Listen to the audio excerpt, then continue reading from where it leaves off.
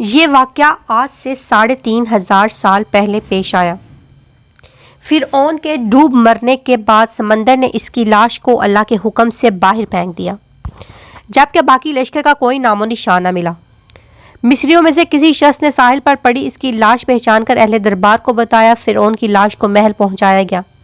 درباریوں نے مسالے لگا کر اسے پوری شان اور احترام سے تابوت میں رکھ کر محفوظ کر دیا۔ حنوط کرنے کے عمل کے دوران ان سے ایک غلطی ہوئی۔ فرعون کیونکہ سمندر میں ڈوب کر مرا تھا اور مرنے کے بعد اس کی لاش پانی میں رہنے کی وجہ سے اس کے جسم پر سمندری نمکیات کی ایک تہ جمی رہ گئی تھی۔ مصریوں نے اس کی لاش پر نمکیات کی وہ تہ اس طرح رہنے دی اور اسی طرح حنوط کر دیا۔ وقت گزرتا رہا، زمین و آسمان نے بہت سے انقلاب دیکھے جن کی گرد کے نیچے سب کچھ چھپ گیا، حتیٰ کہ فرعون کی حنوط شدہ لاش بھی زمین کی تہوں میں چھپ گئی۔ ان کے نام صرف کتابوں، ان کی تعمیرات اور لوگوں کے ذہنوں میں رہ گئے۔ اس واقعے کے 2000 سال بعد اس دنیا میں اللہ کے آخری نبی حضرت محمد تشریف لائے۔ ان پر نازل ہونے والی آخری کتاب میں فرعونوں کے قصے بڑی تفصیل کے ساتھ بیان کیے گئے تھے اور اسی سلسلے میں اس فرعون کا جسم محفوظ کرنے کی بابت آیت بھی نازل ہوئی تھی، جس کی سچائی پر سب اہل ایمان کا پختہ یقین تو تھا، لیکن وہ سمجھنے سے قاصر تھے کہ اس خدائی کا دعویٰ کرنے والے کی لاش کہاں محفوظ کی گئی اور کیسے اسے عبرت کا نشان بنایا گیا۔ 1871 میں مصر کے ایک شہر الگرونیا سے تعلق رکھنے والی غریب اور معمولی چور احمد عبدالرسول کو فرعونوں کی حنوط شدہ لاش کی طرف جانے والے خفیہ رستے تک رسائی مل گئی۔ احمد عبدالرسول نوردرات چوری کر کے بیچا کرتا تھا۔ ایک دن وہ دریائے نیل کے کنارے کے قریب تبیسا کے مقام پر کسی سلسلے میں پھر رہا تھا۔ جب اسے ایک خفیہ رستے تک کا پتہ چلا، وہ نوردرات کی چوری کے لیے جگہ کھود رہا تھا کہ اسی دوران اسے کچھ لوگوں نے پکڑ لیا اور پولیس کے حوالے کر دیا۔ وہ جس جگہ کو کھود رہا تھا وہاں سے ملنے والے راستے کی جب مسلسل کھدائی کی گئی، 1891 کو دوسری ممیوں کے ساتھ اسی غرق ہونے والے فرعون کی لاش بھی مل گئی۔ اس کے کفن پر سینے کے مقام پر اس کا نام لکھا ہوا تھا۔ ان ممیوں کو ماہرین نے قاہرہ لے گئے۔ جب ان ممیوں کا تفصیل سے جائزہ لیا گیا تو فرعون والی ممی پر جمی نمکیات کی تہ سے تصدیق ہو گئی کہ یہی وہی فرعون ہے جسے اللہ نے پانی میں غرق کر کے بدترین انجام سے ہمکنار کیا تھا۔ یہ بہت بڑا واقعہ تھا۔ اس کی تصدیق کے لیے دنیا بھر کے ماہرین، آثار قدیمہ اور سائنسدان مصر کی طرف امڑ پڑے۔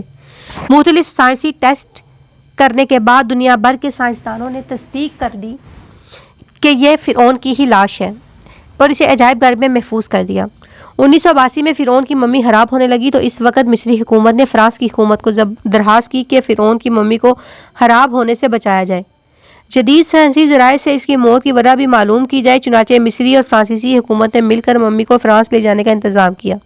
جب فرعون کی لاش کو فرانس پہنچایا گیا تو ایئرپورٹ پر اس دور کے فرانسیسی صدر بذات خود حکومت کے اعلیٰ عہدیداروں، تمام وزراء اور فوج کے افراد کے ساتھ استقبال کے لیے موجود تھے۔ فرعون کی لاش کا استقبال کسی عظیم زندہ بادشاہ کی طرح کیا گیا۔ فوجی دستوں نے سلامی دی۔ فرعون کی ممی کو ماہر ڈاکٹروں کی ٹیم کے حوالے کیا گیا۔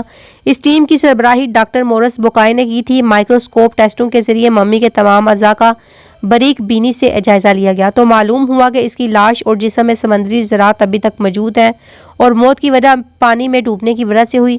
ایک بادشاہ کی موت پانی میں ڈوبنے کی وجہ سے ہوئی، یہ ڈاکٹر مورس کے لیے حیرت کی بات تھی۔ اس نے اس ممی کے بارے میں مزید جاننے کی کوشش کی تو اسے معلوم ہوا کہ اس بادشاہ کے موت کے حالات مسلمانوں کے نبی حضرت محمد پر اتاری کتاب قرآن پاک میں تفصیل سے درج ہے۔ اسے علم تھا کہ جہاں سے یہ لاش ملی ہے وہ ایک اسلامی ملک ہے۔ چنانچہ تجسس کے ہاتھوں مجبور ہو کر وہ مصر پہنچا۔ وہ ایک سائنسدان تھا۔ اس نے اس معاملے میں مصر کی ایک سائنسدان سے ملاقات کی۔ سائنسدان نے قرآن پاک کھول کر اسے سورہ یونس کی آیت 90 تا 92 کا ترجمہ لفظ بہ لفظ سنایا۔ فرعون کا خدائی دعویٰ، اس کا پانی میں ڈوب کر مرنا اور پھر پانی سے نکال کر اس کی لاش کا حنوط ہو جانا اور پھر دوبارہ لاش کا ملنا اور پھر اس لاش کو جدید سائنسی دور میں دوبارہ محفوظ کیا جانا، سب کا اشارہ ایک جانب تھا۔ وہ بہت واضح تھا، تجھے بعد میں آنے والوں کے لیے عبرت کا نشان بنا دوں گا۔ فرعون کی لاش ایسے محفوظ کر کے دنیا کے سامنے لا کر رکھ دی گئی کہ انٹرنیٹ کی ایک کلک پر، رسائل و جرائد پر، ٹی وی چینلز پر اور عجائب گھر میں اربوں انسانوں کی آنکھوں کے سامنے کریخ اور ہچکی قابل ترس حالت میں موجود ہے، عبرت کے لیے، سوچنے کے لیے کہ عبادت کے لائق اور ہمیشہ رہنے والا وہی ہے جو سب کا خالق اور رازق ہے۔ ڈاکٹر مورس نے آیت کا ترجمہ سنا تو اسی وقت پکار اٹھا، قرآن سچا ہے، کلمہ پڑھا اور مسلمان ہو گیا۔